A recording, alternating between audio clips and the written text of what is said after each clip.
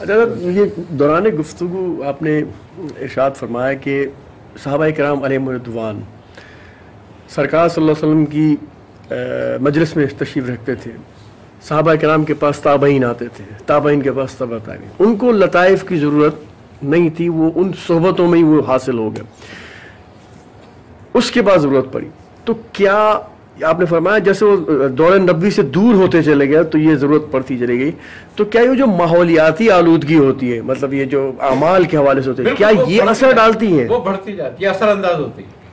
تو آپ جن حضرات سرکار صلی اللہ علیہ وسلم صحابہ کرام، تو اس وقت کیا ان شخصیات کا فیض ایسا تھا کہ وہ مطلب قلوب پر وارد نہیں ہوئی تمام چیزیں؟ ایک واقعہ میں نے امام بخاری کا پڑھا، تو حضرت امام محمد اسماعیل بخاری رحمۃ اللہ تعالیٰ علیہ فرماتے ہیں کہ بالکل آخری عمر میں آپ کے آخری عمر آپ نے ایک لڑکی پہ آپ کی نظر پڑی، وہ آپ کو بہت خوبصورت لگی، آپ کو پھر احساس ہوا کہ میری نظر اٹھ گئی ہے، آپ بہت روئے، اور آپ اتنا روئے کہ آپ بے حال ہو گئے روتے روتے، اور آپ یہ فرما رہے تھے کہ میری جوانی میں میری نظر نہیں اٹھی، بڑھاپے میں کیوں اٹھی؟ اتنا شرمندہ ہوا، اتنا شرمندہ تھا، وہ صرف نظر اٹھی تھی آپ کی۔ اب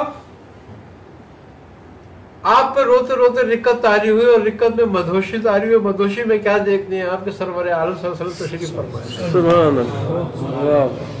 آپ فرماتے ہیں کہ اسماعیل کیا ہوا، ایسا کیا ہو گیا آج؟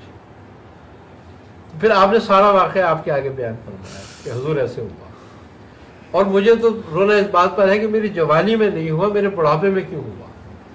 تو آپ فرماتے ہیں کہ اے اسماعیل، تمہاری جوانی ہمارے دور سے نزدیک تھی، تمہارا بڑھاپا ہمارے دور سے دور ہو گیا۔ تو یہ اس بات کا ثبوت ہے کہ جو دور دور ہوتا جائے گا نبوت کے دور سے، وہ ظلمت بڑھتی جائے گی۔ چونکہ ظلمت پہ لوگوں کے اعمال کا بڑا اثر ہوتا ہے، جس سے نور ماند ہوتا ہے۔ آپ کی روح مقد کیوں ہوتی ہے؟ اللہ، جبکہ نور ہے نا یہ تو، بالکل، اسی لیے کہ اعمال کا نتیجہ روح پر ہوتا ہے اللہ اثر، اس لیے پھر ریاضتیں بڑھتی چلی گئی، ریاضتیں بڑھتی، سخت سے سخت ہوتی، سخت سے سخت ریاضتوں کی ضرورت پڑتی ہے۔ اور آج کا دور دیکھ لو، آج سے 100 سال پہلے کا جو دور تھا اولیاء اللہ کا، وہ الگ دور تھا۔ آج کا دور دیکھ لو، اب جو دور آگے بڑھتا جائے گا، امام مہدی تک مستور ہوتے جائیں گے۔ کیوں مستور ہوں گے؟ تاکہ ان کے درجات اور ان کے مقامات محفوظ رہیں۔ خلق ہمیشہ اولیاء اللہ کو ڈھونڈتی رہی ہے، پہلے بھی جی اور اب بھی، لیکن چونکہ اب وہ اس دور سے دور ہو گئے تو ان کی ولایت مستور ہو گئی، پوشیدہ ہو گئی، ظلمت میں چھپ گئی ہے۔ اب احادیث کے اندر ہمیں یہ اشارہ ملتا ہے اعمال کے حوالے سے کہ قرب قیامت میں کم عمل پہ بھی اللہ تبارک و تعالیٰ بہت عطا فرمائے گا۔ یہ اس طرح کے اشارے ہیں، مطلب کہ کم عمل پہ بھی اللہ تعالیٰ بہت عطا فرمائے گا۔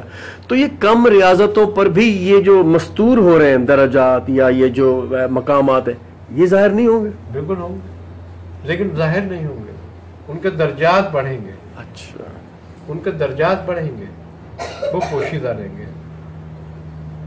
اور یا تو بہت غالب الحال ہوں گے یا بہت مخلوق الحال، لیکن اللہ کی بارگاہ میں مقام ان کا ہوگا، درجہ ہوگا۔ اب یہ پوشیدہ کیوں ہوتے جا رہے ہیں؟ کیونکہ دور ہے ریاکاری کا، تکبر کا، جہالت کا، اور پھر ہم دجال سے قریب ہوتے چلے جا رہے ہیں۔ تو ان کے معاملات ریاکاری میں نہ پڑ جائیں، جہل میں نہ پڑ جائیں، متکبر نہ ہو جائے،